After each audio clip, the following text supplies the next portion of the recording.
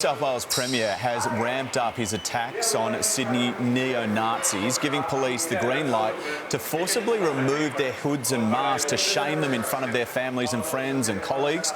It comes after the extremist groups attempted to hold 3 public rallies at various locations in Sydney over the weekend. What can you tell us about this particular group and how they operate?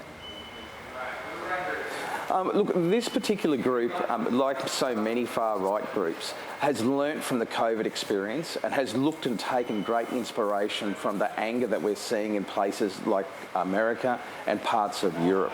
What they're focused on is hijacking days like Australia Day, where there's existing controversy, and trying to grow legitimacy.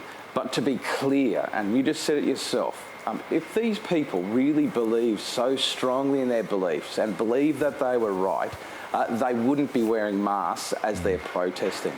Well, if they're named and shamed, will that deter them?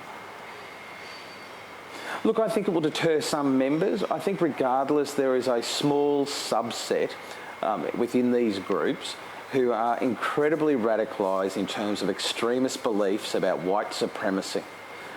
What we've got to remember in this country, though, is that we have to be continually on guard, and by that we have to be aware that there is potential for these sorts of groups.